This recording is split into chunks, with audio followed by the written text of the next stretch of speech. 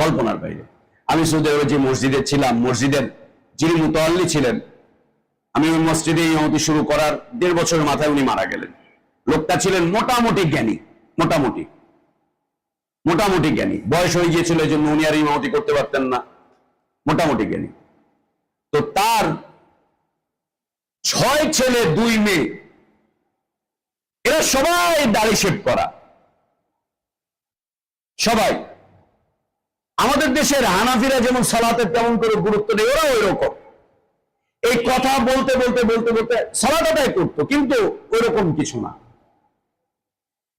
গত বছর যখন উমরায় গেলাম, ওদের কাছে গেলাম, গিয়ে জিজ্ঞেস করলাম, 6 ভাইয়ের মধ্যে 5 জনের সাথে দেখা হলো, 5 জনের সাথেই দেখা হলো 6 ভাইয়ের মধ্যে।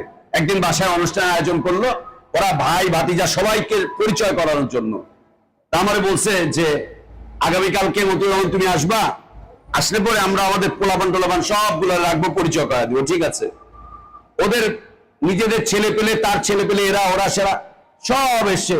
পুরো বাড়িতে একটা মানুষ পেলাম না, একটা যুবক পেলাম না দাঁড়িয়েওয়ালা, একটা যুবক পেলাম না দাঁড়িয়েওয়ালা, একটা মানুষ পেলাম না দাঁড়িয়েওয়ালা। ওদের সবচাইতে বড় ভাই যেটা, ওইটাকে আমি যখন ওইখানে ছিলাম 2008 সাল পর্যন্ত, তখন দেখছি ফ্রেঞ্চ কাট, আর এখন একদম বুড়ো হয়ে গেছে, এখন ওই ফ্রেঞ্চ কাট একটুখানি রয়েছে, কিছুই নেই। জিজ্ঞেস করলাম কে কি করে, হচ্ছে এটা পুলিশের অমুক অফিসার, ওইটা আর্মির অমুক অফিসার, ওইটা এই, ওইটা এই, ওইটা এই, সব বলছে। তারা বলছেন তোমাদের মধ্যে কোনো ইমাম নাই, কেউ হাফিজে কোরআন নাই, এই নাই সেই নাই।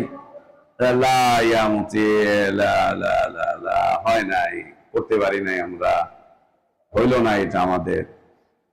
তোমাদের এত বড় একটা মসজিদ তোমার বাবা করে দিয়ে গেল, এই মসজিদে ইমামতি তোমরা করবা, তোমরা খুতবা দিবা, তোমরা দেখবা, তোমাদের বংশের লোকজন করবে, এটা তো বেশি জরুরি ছিল। না না হয় না, তখন বলছে ফিতনা ইয়া মুতিয়ে ফিতনা, ফিতনা বলেই ফেললো, ফিতনা ইয়া মুতিয়ে ফিতনা, ফিতনা ফিতনা। ওলামাদের চেষ্টা অব্যাহত আছে, কিন্তু এই চেষ্টা মনে